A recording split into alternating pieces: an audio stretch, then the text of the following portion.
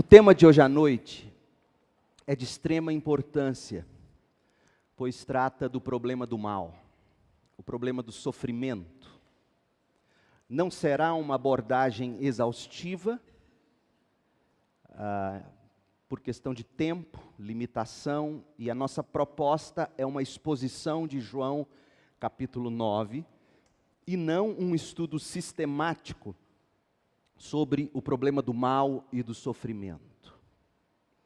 Hoje à noite, a afirmação que buscaremos provar ou fundamentar, olhando para o texto bíblico, é a que diz sobre o propósito de Deus para a sua deficiência. O propósito de Deus para a sua deficiência, o propósito de Deus para o seu sofrimento. João capítulo 9, de 1 a 5. Muitos de vocês me procuram, e eu acho ótimo, porque algumas questões profundas, vocês me mandam um WhatsApp, pastor, e assim. Eu fico às vezes com vontade de esganar vocês, porque são questões tão sérias e profundas que não é no WhatsApp que a gente responde. E esta aqui é uma das questões sobre as quais eu mais recebo dúvidas, perguntas. Por exemplo, a que eu recebi essa semana, pelo WhatsApp. A pessoa perguntou assim, pastor, uma amiga minha, um amigo meu de trabalho, disse assim, se Deus sabia que o diabo ia se rebelar e que o diabo viria a se tornar um opositor e etc., por que que Deus, ainda assim, criou os anjos de forma que o diabo se tornasse diabo? Como é que você responde isso no WhatsApp? Não é? Então, hoje eu não vou abordar essa pergunta de frente, mas se você entender o espírito do que nós vamos apresentar aqui, você vai saber responder a essa pergunta. João capítulo 9, de 1 a 5. Enquanto caminhava, Jesus viu um homem cego de nascença. Seus discípulos perguntaram, Rabi, por que este homem nasceu cego? Foi por causa de seus próprios pecados ou dos pecados de seus pais? Jesus respondeu, nem uma coisa nem outra, isso aconteceu para que o poder de Deus se manifestasse nele. Devemos cumprir logo as tarefas que nos foram dadas por aquele que me enviou. A noite se aproxima, quando ninguém pode trabalhar, mas enquanto estou aqui no mundo, eu sou a luz do mundo. A Bíblia, gente, não se cala sobre o sofrimento. A Bíblia não fica em silêncio diante das síndromes raras, doenças crônicas, deficiências físicas, deficiências mentais das pessoas. A Bíblia tem sempre uma resposta, se não específica, com toda certeza, de maneira geral, mais ampla, que vai ajudar você a encontrar sentido para o seu sofrimento específico.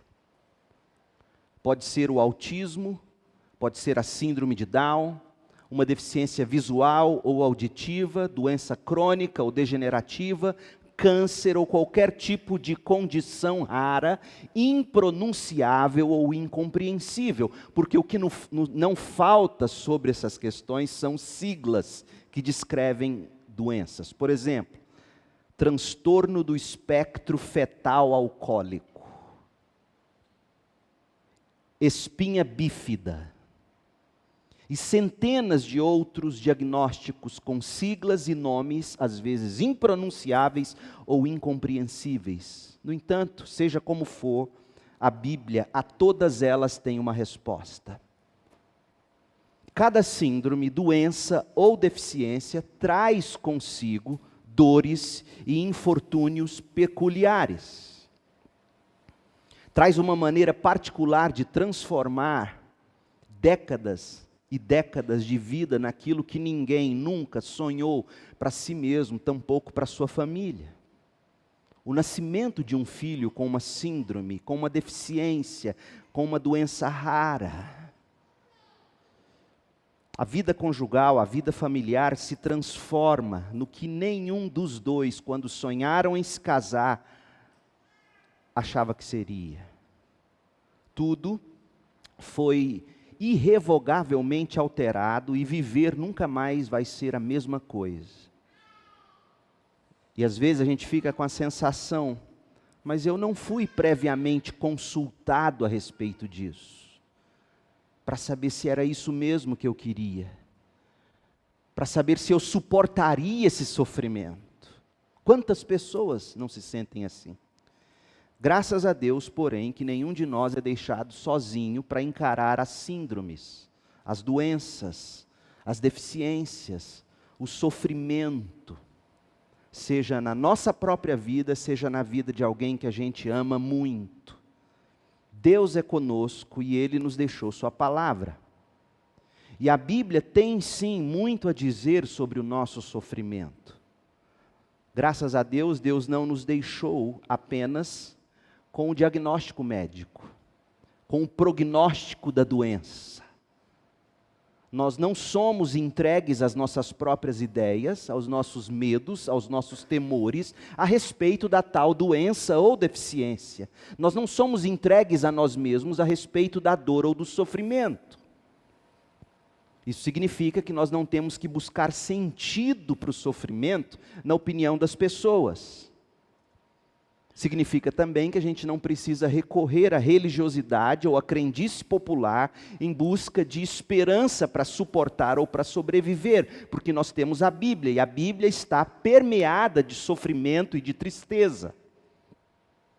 E essa é uma das razões que torna a Bíblia tão crível para o ser humano em todas as épocas, porque a Bíblia, ela foi tecida com as verdades ditas por Deus, com as coisas feitas por Deus, e tudo que Deus diz e fez, e que na forma de revelação está posto na Bíblia para nós, serve para lançar luz sobre o problema do sofrimento humano.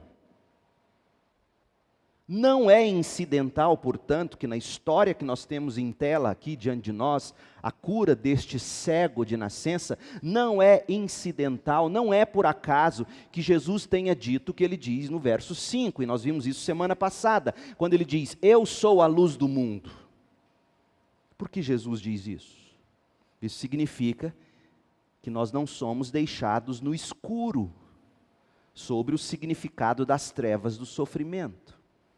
A luz de Deus veio ao mundo e a luz de Deus brilha nas deficiências, nas enfermidades, nas síndromes, em todo lugar. Jesus é a luz do mundo. Deus não nos, depois o Senhor fala comigo. Deus não nos deixou sozinhos para nós nos desesperarmos com qualquer significado a respeito do sofrimento. Deus não nos deixou sozinhos para nós criarmos o nosso próprio significado. Portanto, eu peço a você que ore e peça a Deus que abra os seus olhos ao longo desta nossa jornada, através de João capítulo 9, para que você possa enxergar o propósito de Deus para a sua deficiência, para a sua doença, para a sua enfermidade, para a sua síndrome, ou para a síndrome do seu filho, ou para o sofrimento da sua família. Que Deus abra os seus olhos e você, caminhando por João capítulo 9, possa discernir isso. Porque nós não podemos ser como os discípulos.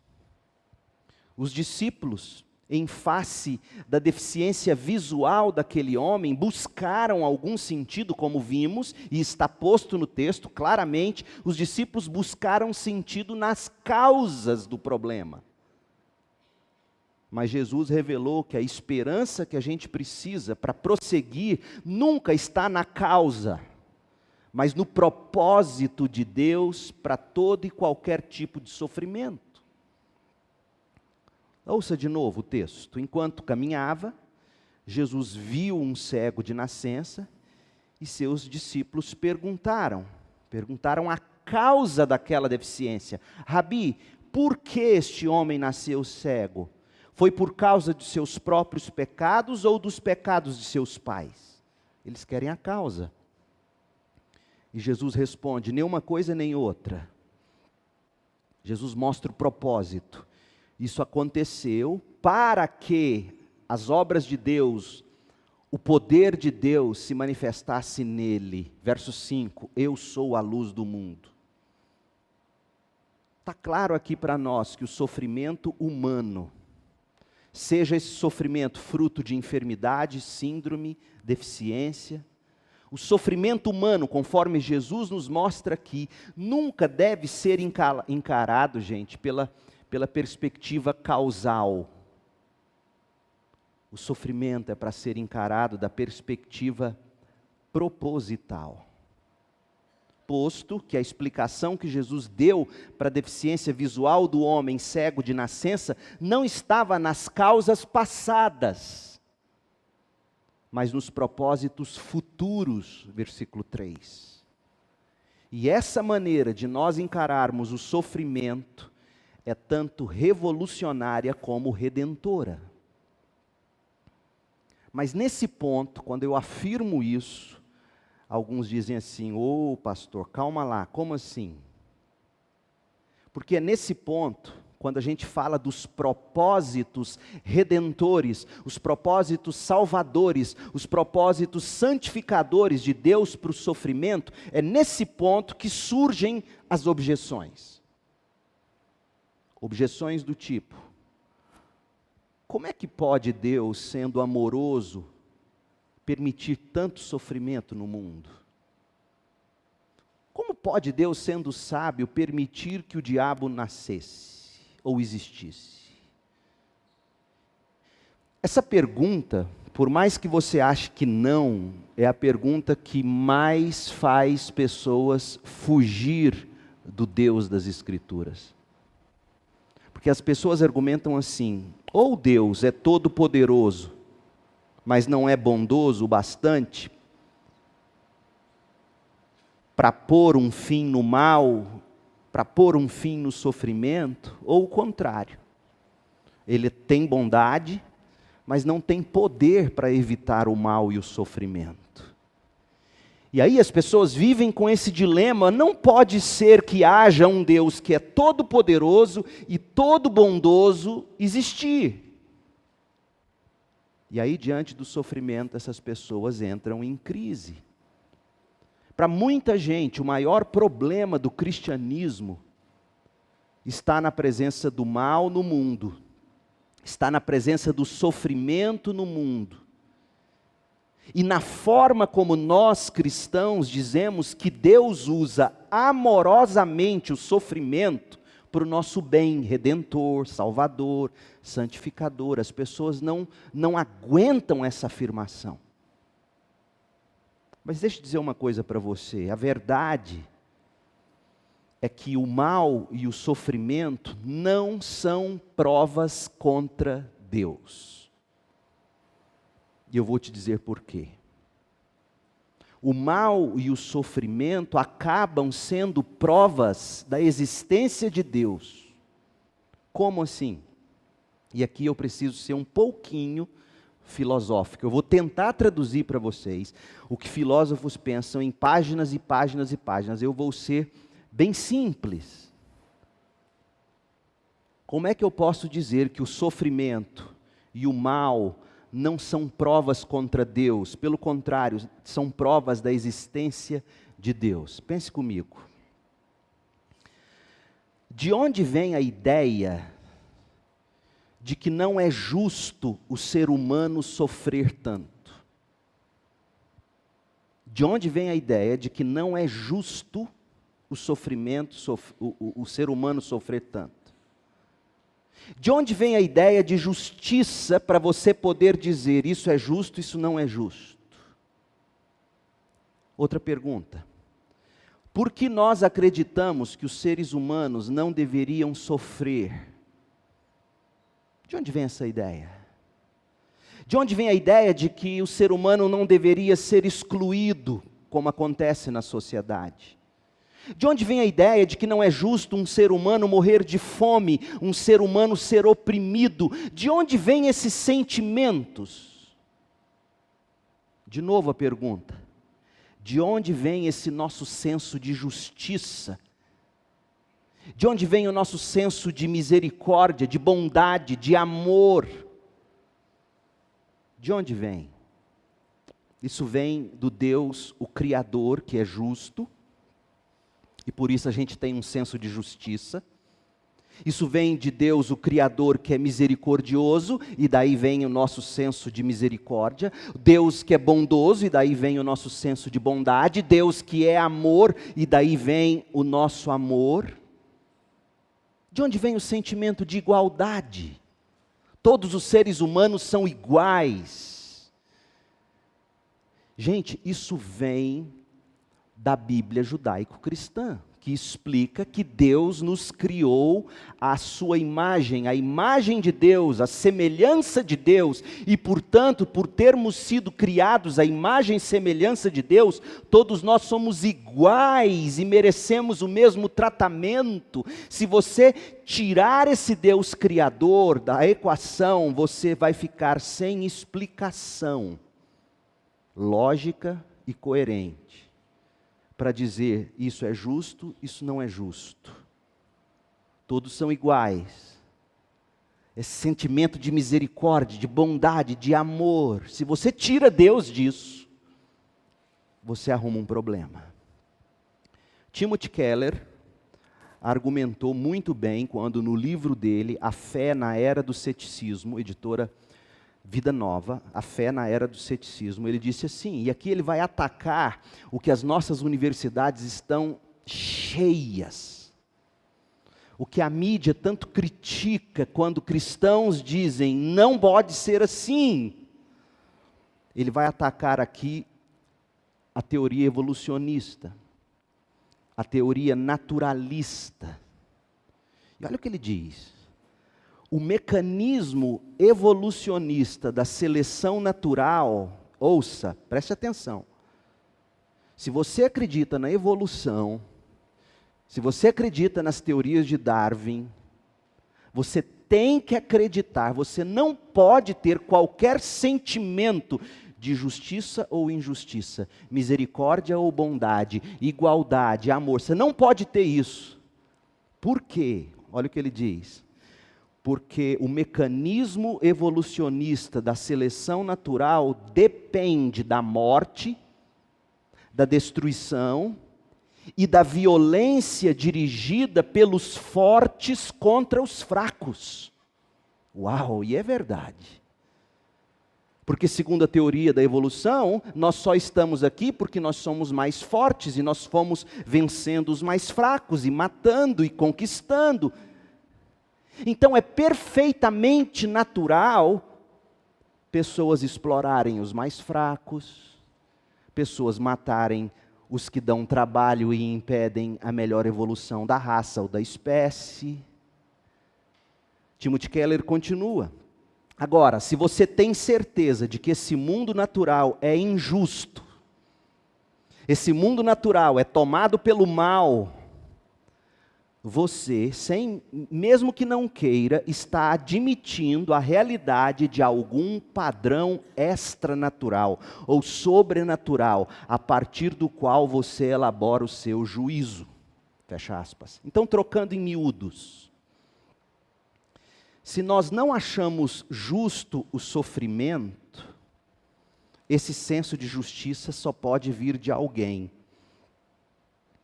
Porque não tem como vir esse senso de justiça da simples matéria que foi evoluindo. E esse alguém de quem nós derivamos os sentimentos e o senso de justiça, quem é esse alguém? É o Deus Criador que é justo e Ele é ao mesmo tempo generoso. Ele é amoroso, Ele nos criou iguais. Ele é justo e Ele é misericordioso. Ele é justo e Ele é gracioso. E a justiça de Deus se revela de duas maneiras, pelo menos. Primeiro, no que há em nosso coração, como Paulo põe lá em Romanos 2, de 15 a 16. A lei de Deus foi gravada no coração do ser humano, num sentido de que todo e qualquer ser humano, de qualquer tribo mais remota que seja, ou qualquer cidadão mais civilizado das maiores metrópoles do mundo, qualquer um de nós tem no coração algum senso de justiça E isso vem do Deus Criador, porque do contrário, se nós somos fruto de pessoas que vieram evoluindo, se há alguma coisa dentro de nós, é aquela sensação de que eu tenho que derrotar o mais fraco para eu prevalecer. Outra coisa, na forma, a justiça de Deus, portanto, se manifesta no nosso coração, mostrando-nos o que é certo e errado, consciência, a gente chama isso de consciência. Mas a justiça de Deus também se manifesta na forma como Deus já está julgando o mundo que escolheu o pecado, que escolheu afastar-se da glória de Deus. E aí Romanos 1, de 18 a 32, nós lemos Paulo dizendo que tudo o que está acontecendo é Deus já nos entregando ao nosso dito livre-arbítrio. Tá bom, faz o que você quer. E ao buscarmos fazer o que nos dá na cabeça, o que nos manda o coração, a gente se arrebenta. E é o que Paulo vai discorrer a partir de Romanos 1, de 18 até o final do capítulo 3, quando ele vai provar que tanto os sem religião, que é o povo não judeu, como os religiosos, que são judeus, todos são, diante de Deus, igualmente culpados, porque escolheram afastar-se da glória de Deus. Então essa é a justiça de Deus, que se manifesta na nossa consciência, e é a justiça de Deus que se manifesta já na aplicação de justiça no mundo, quando a gente vê pessoas passando pelo que passam. Onde está a graça de Deus nisso tudo? A graça de Deus nisso tudo é que Ele usa o sofrimento para o nosso próprio bem. O bem redentor, o bem salvador, o bem santificador. Paulo escreve isso em Romanos 8, de 20 a 24. Ele diz que toda a criação, não por vontade própria, foi submetida por Deus à vaidade. Foi submetida por Deus à inutilidade, ao vazio, à existência fútil, na esperança de que, como filhos de Deus, a criação seja gloriosamente liberta da decadência que a escraviza. Essa é a ideia do sofrimento para o cristão. Deus é justo, escolhemos pecar e por isso estamos pagando pelas nossas escolhas. Agora, Deus usa todo esse sofrimento como forma de nos libertar da escravidão do pecado. Justiça e graça de Deus, gente, se harmonizam perfeitamente na morte do Filho eterno de Deus, no lugar do pecador. Porque quando Jesus morre na cruz, nos escreve Paulo em Romanos 3, de 23 a 26, Jesus morre no lugar do pecador. A justiça de Deus é aplicada sobre o Filho.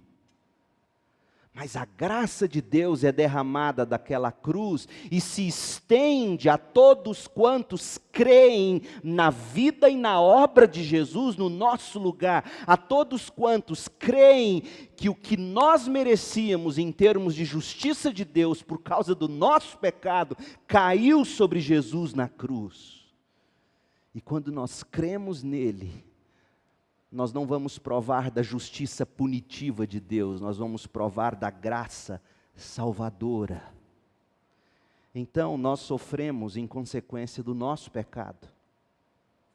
Foi o pecado que nos colocou em posição de condenados diante de Deus. João 3,18. Já estamos condenados.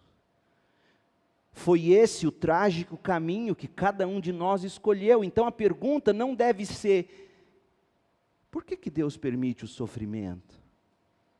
A pergunta de fato deveria ser: por que Deus ainda não nos trancou na prisão eterna do sofrimento merecido, já que Ele é infinitamente justo? E a resposta é simples. Ele é também gracioso. E Ele escolheu salvar para si um povo, dentre todos os povos que já estão condenados e que jamais sequer pensariam em buscá-lo, mas Ele escolheu salvá-los. Romanos 3, de 10 a 20. Assim, gente, Deus age agora no sofrimento, Deus age por meio do sofrimento, usando inclusive e principalmente o sofrimento do Filho dele, no lugar do pecador, para nos salvar e nos santificar. Então, embora não forneça o motivo para cada experiência particular dolorosa, a Bíblia judaico-cristã fornece para nós recursos profundos para a gente enfrentar o sofrimento com esperança, com coragem, em vez de amargura e de desespero. Deus usa o sofrimento para nos fazer enxergar a que ponto nós chegamos por um dia termos escolhidos viver longe da graça e da glória dele. Então, repito, o problema do sofrimento não é uma prova contra Deus, é uma prova a favor de Deus. Porque se na sua cabeça existe a indagação, não é justo, esse senso de justiça vem do Criador. Não vem de matéria pré-existente que explodiu e evoluiu e cá nós estamos. Agora, se de um lado, algumas pessoas usam o problema do sofrimento como objeção à existência de Deus, como a gente acabou de ver, do outro lado, e aqui eu penso está a maioria de nós, muitos crentes, pastores e líderes inclusive, gente bem intencionada, diga-se de passagem, rechaçam, abominam intensamente a ideia de que Deus possa querer que uma criança nasça cega, por exemplo, para que um propósito soberano, bondoso, seja de alguma forma alcançado.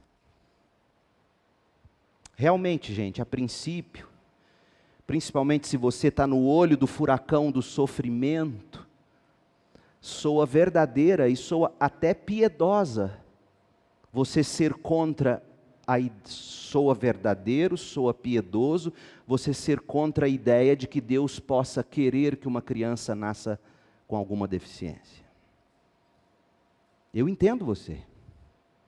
Eu sei que a priori a nossa natureza pecaminosa diz: como pode Deus, sendo amor, querer isso? Eu estou tentando ajudar você a fazer sentido disso. Então se desarme, preste atenção nos argumentos, porque se você não seguir esses que eu estou tentando mostrar, você vai seguir algum. Ninguém vive sem argumentos. Só que quem pensa, ou quem rechaça a ideia de que Deus possa querer que alguém nasça deficiente, por exemplo, essas pessoas precisam lidar com textos como, por exemplo, João 9:3, onde Jesus diz assim: esse cego nasceu assim, não por alguma causa particular. Esse cego nasceu assim para que as obras de Deus se manifestem nele. Para que o poder de Deus se manifeste nele. Gente, Deus não poderia ser mais claro. Ele está dizendo para nós, pelos lábios do Filho eterno de Deus, que no final das contas, Deus mesmo quis que fosse daquele jeito. E o bebê então nasceu cego. Mas algumas pessoas, repito, muito bem intencionadas, sofrendo com a dor, não querendo brigar com Deus, muitas vezes insistem e combatem com veemência a ideia de que Deus possa querer que uma criança nasça com deficiência para algum propósito soberano, bondoso, seja ele qual for. E uma das maneiras pelas quais essas pessoas tentam escapar do ensino desse texto aqui, é fazendo o seguinte: eles apontam para o resultado da cegueira. E eles não apontam para o propósito, porque Jesus não está mostrando aqui resultado, Ele está mostrando propósito. Deixa eu explicar. Quem olha para João 9:3 e diz assim, pronto, Jesus está dizendo na verdade que o menino nasceu cego, e agora Ele vai usar aquilo para o bem. Quando na verdade Jesus está dizendo, foi assim para assado. Deus anteviu, e Deus, quando diz, vai acontecer assim, de alguma maneira, Ele já está decretando e dizendo, no final das contas, essa vai ser minha vontade, e eu usarei isso para um propósito bondoso, amoroso, maior e melhor. Gente, quando Jesus responde no versículo 3 de João 9, isso aconteceu para que o poder de Deus, as obras de Deus sejam manifestas. Jesus não está dizendo que o resultado da cegueira é que Deus foi capaz de usar a cegueira para mostrar as obras dele. Não. Jesus está dizendo que Deus, na verdade, planejou isso, contou com isso. Tem como você planejar algo sem você ser o causador daquele mal, certo? Eu não estou dizendo que Deus cria mal, apesar de ter textos fortes, e eu não vou devagar por eles aqui, senão eu me perco. Mas tem como Deus olhar para uma situação e dizer, vai ser assim, está dentro do meu plano, então eu vou deixar que seja assim, eu quero que seja assim, porque minhas obras vão se manifestar. E deixa eu te dar alguns argumentos para comprovar o que eu estou te dizendo. De novo, aqui em João 9,3, Jesus não está dizendo que ele viu o menino que nasceu cego e agora ele vai ser capaz de transformar aquilo em bem. Deus não é do tipo que corre atrás do prejuízo. Deus é do tipo que está adiante de todas as coisas, então Deus viu, abraçou aquela possibilidade e disse, assim será meu plano. Ai, como é diferente isso. E há pelo menos 3 razões, deixa eu te apresentá-las. 3 razões para dizer que Deus não é apenas capaz de usar uma cegueira. Ele é capaz de planejar aquilo para um bem maior. Primeiro, os discípulos, quando eles perguntam para Jesus quem pecou, ele ou os pais dele, os discípulos estavam pedindo uma explicação para a cegueira. E a resposta que Jesus dá é uma explicação. Quem pecou para ele nascer assim? Ninguém, não é esse o ponto. Ele nasceu assim para que as obras de Deus se manifestem. Então, em primeiro lugar, está claro que o que Jesus de fato fez nesse texto foi dar uma resposta. Não é que ele ficou, bem, não sei, né? Pois é, meu pai nunca ia querer um negócio desse. Que pena. Não, mas nós vamos usar isso para o bem. Você não está vendo Jesus dizer isso, está vendo? Você tem que forçar muito, muito texto para você dizer que Jesus coçou a cabeça. Nasceu cego. Não, deixa, meu pai vai usar isso. Pelo contrário, ele está explicando, ele está dizendo, o propósito dessa cegueira é que meu pai manifeste as suas obras na vida desse homem. Então Jesus está explicando, ele não está justificando. Segundo, é sabido de todos nós que Deus sabe de todas as coisas. Logo, Deus sabia exatamente o que estava acontecendo na hora da concepção daquele bebê no útero da mãe dele. Ou seja, o Deus, eu quero que você pense o seguinte, o Deus que é capaz de acalmar as tempestades, os ventos, o Deus que controla o universo, você acha que ele não seria capaz de virar para um espermatozoide ou para um óvulo,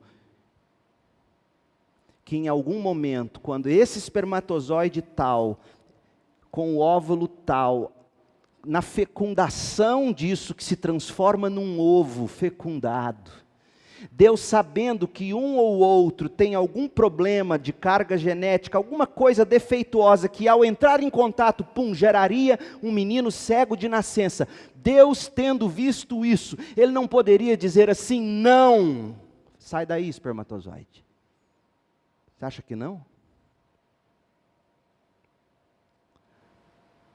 E se ele viu, e se ele tinha poder para dizer, essa fecundação não pode acontecer, e se ele não impediu tal fecundação, sabe o que ele está dizendo?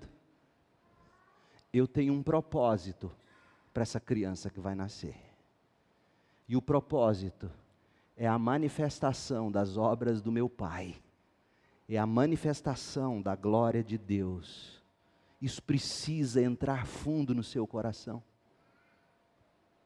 O Deus que antevê todas as coisas e tem poder para parar e impedir os ventos, os mares, os tornados, tem poder num momento de fecundação dizer, esse cromossomo, nesse espermatozoide, não pode penetrar esse óvulo, não vai ser assim, não. Se o senhor Thanos faz assim,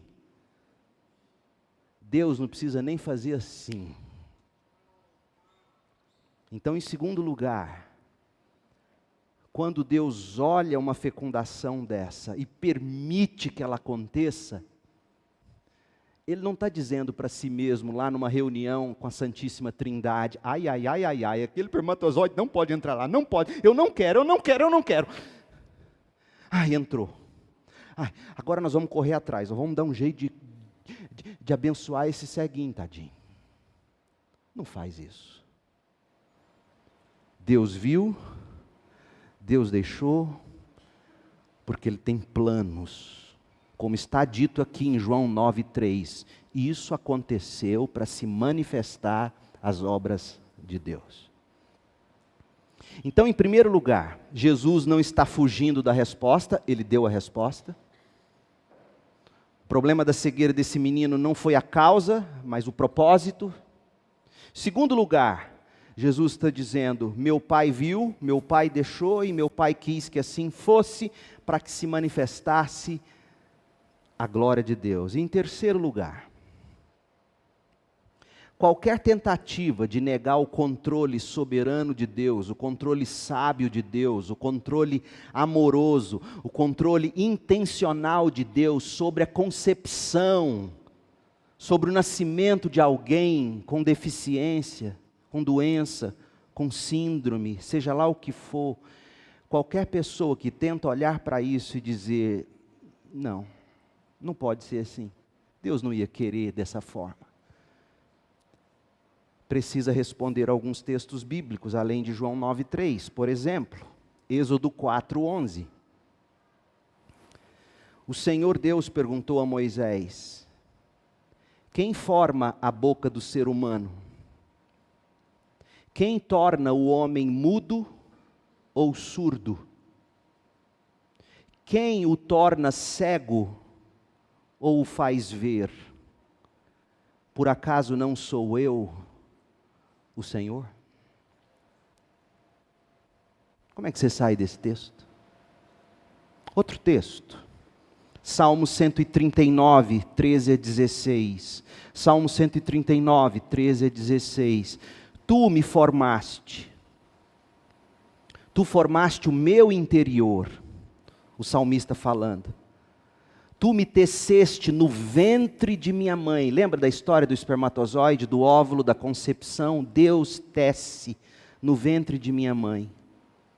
Eu te agradeço por me teres feito de modo tão extraordinário, tuas obras são maravilhosas. E disso eu sei muito bem.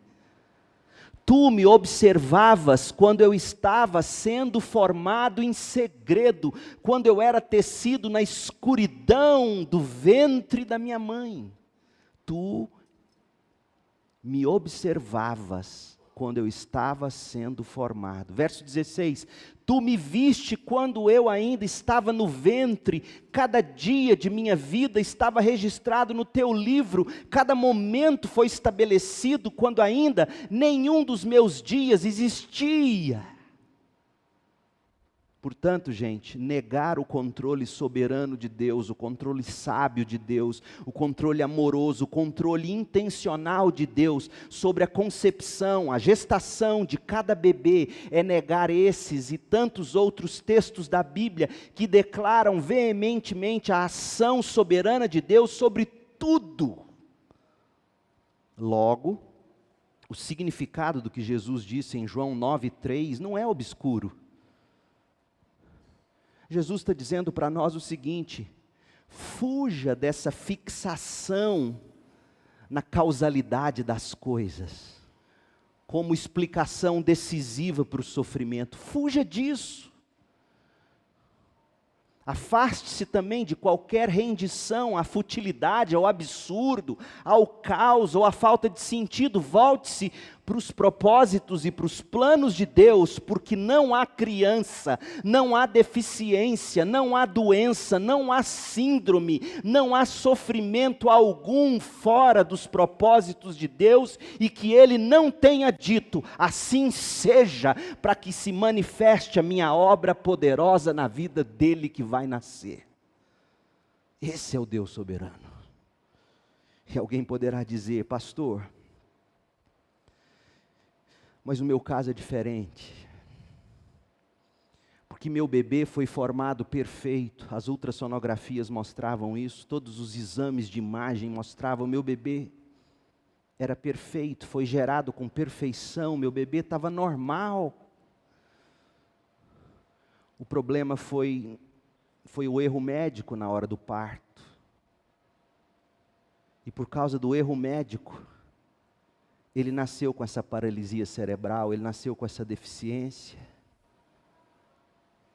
Gente, quanta gente está sofrendo assim? Quanta gente perguntando: onde estava Deus que permitiu que meu filho fosse fecundado e nascesse, crescesse perfeito dentro do meu útero? Onde estava Deus na hora em que o médico errou, a médica errou e ele nasceu assim? Onde estava Deus? A esses pais eu deixo, por exemplo, o Salmo 22, versos 9 e 10, que dizem para nós, esses dois versículos, que Deus estava lá sim na hora do parto. Olha o que diz o salmista, Salmo 22, 9 e 10, tu, porém, ó Deus, me tiraste a salvo do ventre de minha mãe, e me deste segurança quando minha mãe ainda me amamentava. Fui colocado em teus braços assim que eu nasci. Desde o ventre de minha mãe, tu tens sido meu Deus. Deixa eu te dizer uma coisa, Deus é quem nos tira do ventre da nossa mãe, com ou sem erro médico. E do ventre da nossa mãe nós saímos conforme os desígnios que são sempre bons, agradáveis e perfeitos de Deus para nós.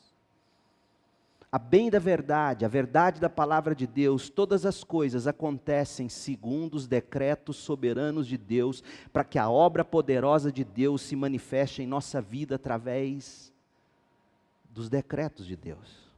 E é isso que Jesus está dizendo em João 9,3. Não existe deficiência física, mental, não existe doença crônica, não existe erro médico, não existe paralisia cerebral, não existe qualquer sofrimento que não tenha sido dosado pelo próprio Deus e que, portanto, Ele tem um propósito bom, soberano, agradável, sábio e perfeito. Você precisa começar a se render a isso para você encontrar paz. Claro que o que nós estamos dizendo até aqui na mensagem, gente, como eu disse no início, não é a explicação completa para o sofrimento. Existem dezenas de outras passagens relevantes e pontos importantes a serem considerados e examinados à luz do Espírito Santo de Deus. Mas os textos que eu apresentei são maciçamente importantes. O sofrimento tem como propósito manifestar a obra poderosa de Deus em nós e através de nós. Eu vou concluir aqui. Eu não vou prosseguir. Eu teria mais 3 ou 4 páginas para tratar com vocês. Na próxima a gente volta aqui. Mas deixa eu dizer uma coisa. O sofrimento tem como propósito manifestar a obra poderosa de Deus em nós e através de nós. Mas tem um detalhe. João 9:3 não traz apenas essa verdade por trás do sofrimento. Qual é a verdade? É que a gente acabou de discorrer, a verdade que diz que Deus tem propósitos para as deficiências humanas. Essa é a verdade, mas a verdade fundamental e absoluta do texto não é essa. Não é o propósito de Deus para o sofrimento. O propósito de Deus para o sofrimento apresentado aqui de cara é secundário. Dizer que Deus vai manifestar a obra através desse problema é dizer que Deus, em primeiro lugar, planejou que assim fosse. Mas tem mais do que isso. A verdade fundante desse versículo, a verdade principal contida aqui, é a que diz que o sofrimento só vai fazer sentido, só terá significado último, sentido absoluto, se você enxergá-lo em relação a Deus. Porque é o que diz o texto, para que manifeste as obras de Deus. Jesus está dizendo que o propósito da cegueira é colocar a obra de Deus em exibição. Isso significa que para o nosso sofrimento ter algum significado último, algum sentido absoluto, Deus deve ser extremamente valioso para mim. Deus tem que ser mais valioso do que a saúde, mais valioso do que a vida. Porque se Deus não é o que há de mais valioso para mim, o sofrimento vai roubar de mim os meus tesouros. O sofrimento vai roubar de mim o tesouro da saúde. O tesouro que é meu filho. A saúde do meu filho. Se você não encarar Deus como seu tesouro, se Ele não for a sua maior alegria, quando o sofrimento vier e roubar de você os seus sonhos, a sua saúde, o seu pai, a sua mãe, o seu filho, a sua liberdade de ir e vir, porque você vai ficar preso ou presa, sei lá, a uma cadeira de rodas, ao leito de um hospital. Se o sofrimento roubar o seu dinheiro, a sua reputação, se Deus não for sua alegria e seu tesouro, a vida vai se transformar em angústia e amargura. Por que eu, Deus? Por que assim, Deus? E morrer vai ser ainda mais desesperador para você. Então hoje à noite, em síntese, duas coisas eu vi com você. Primeiro, Deus nunca é pego de surpresa e depois tem que correr atrás do prejuízo. Ele planeja todas as coisas para que a obra e o poder dele se manifestem. E em segundo lugar, isso só vai começar a fazer sentido se você colocar a sua deficiência à luz dos propósitos de Deus, da vontade de Deus, do poder de Deus, da sabedoria de Deus, do amor de Deus, que subjugou todas as coisas, inclusive a nossa saúde, nosso, às vezes, bem-estar, subjugou todas essas coisas, na esperança de nos redimir. E de nos dar aí sim uma vida plena e sadia no céu, porque na cruz Ele tomou sobre si inclusive as nossas enfermidades. E eu te digo, muitos de nós não serão curados das enfermidades aqui, mas no céu sim. Então, em primeiro lugar, não busque respostas para o sofrimento nas causas.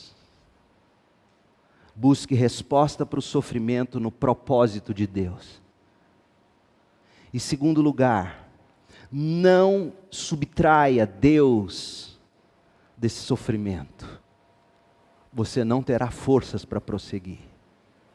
Semana que vem, Deus permitindo, a gente prossegue e a gente vai começar a amarrar essas ideias e a gente vai caminhar para o fim do capítulo. Que Deus te abençoe e te faça digerir tudo isso. Essa é a minha oração por você. Vamos orar, feche seus olhos. Deus, em nome de Jesus, são águas profundas, mas eu te peço que o Senhor ajude cada um de nós a fazer sentido disso tudo. abra a nossa mente, abra o nosso coração e faça-nos ver como Jesus vê.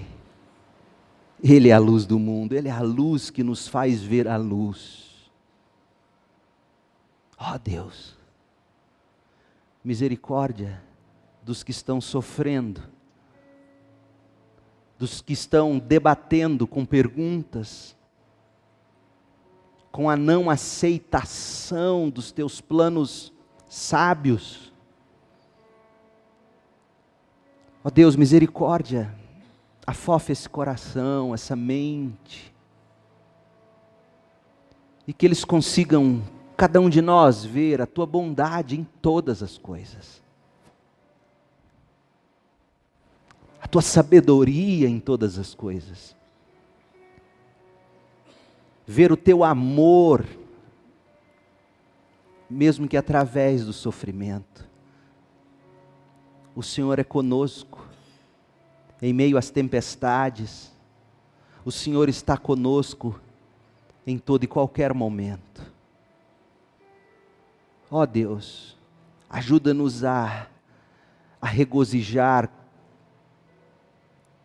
diante da realidade de que Deus é soberano. Nada foge dele.